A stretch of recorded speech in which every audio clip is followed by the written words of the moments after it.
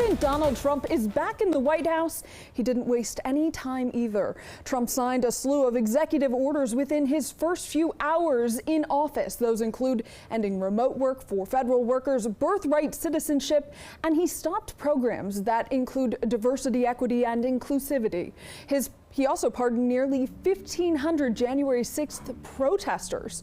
Now, the president cracked down on illegal immigration by reinstating his Remain in Mexico policy, where asylum seekers have to stay in Mexico until their case is heard. We had the most ambitious, action-oriented day of any administration in history. No, there's never been a first day like yesterday, as you know. I signed a sweeping slate of executive orders to stop the invasion of our borders. And to talk more about his first 100 days in office, DC News Now's Tosin Fakile talks with Colin Reed. He is a GOP strategist and the co-founder of South and Hill Strategies. Joining me now is GOP strategist Colin Reed. Colin, thank you for being here. Thanks so much for having me. All right, so let's talk about the president's first 100 days. Would you say the president's, starting off with his first week, would you say the president's first week in office was a success? And if so, what stood out to you?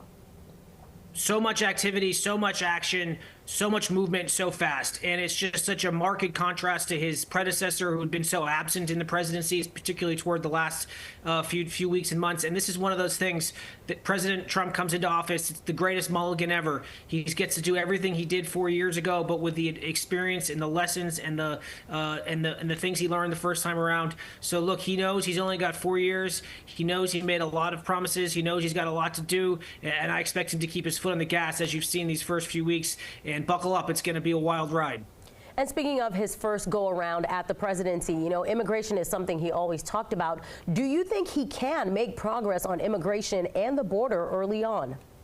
It's his core political issue. It's the one he's run on and talked about for so long, going back to 2015 and 16. It's the one that's become so closely identified and associated with him.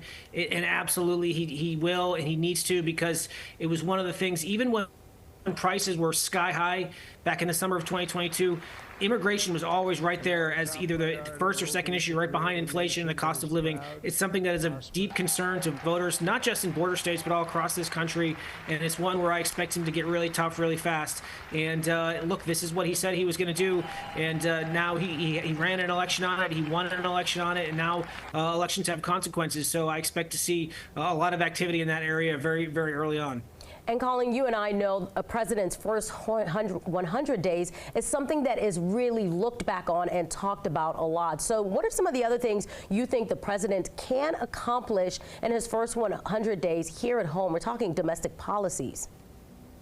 Well, one thing that I think is going to have a dramatic impact, especially in the DMV and in our neck of the woods, is this executive order making people come back to work.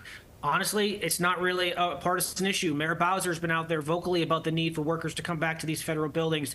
We've got all these the beautiful architecture, all these federal buildings that have sat empty for so long, for so many years after the pandemic has subsided. Getting people back into the workforce, getting them back into the offices, it's going to be so good for downtown. It's going to be so good for local businesses, and it's just going to feel like life is back to normal. So that's one where I think you might actually get some bipartisan support, particularly since Mayor Bowser has been such a vocal proponent of it, and frankly, President Biden just didn't do anything about it for 4 years. So getting all the things President Trump needs to get done, he's going to need his administration. Marco Rubio was confirmed. Do you think Pete Hegseth for Defense Secretary and Kash Patel for FBI Director will get confirmed, or could that be an uphill climb? I think all of these nominees, if they perform well in their private meetings with the senators and they do their homework and they perform well in the committee hearings, they're going to get tough questions, certainly from Democrats, but also from Republicans. But if they pass the test, if they're able to answer those tough questions, there are Republican majorities.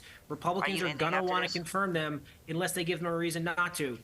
So my guess is most of these, if not all, will get through absent some sort of major hiccup or some sort of catastrophe in these hearings. Senators, they want to be a part of it. They want to do their homework. Republican senators certainly believe that if these candidates are qualified and if they pass the test and answer these questions, they should have their vote and they should have the president should have the team around him that he wants. So my suspicion is almost all of them will get through absent some sort of major catastrophe. Colin Reed, GOP strategist, thank you for joining us.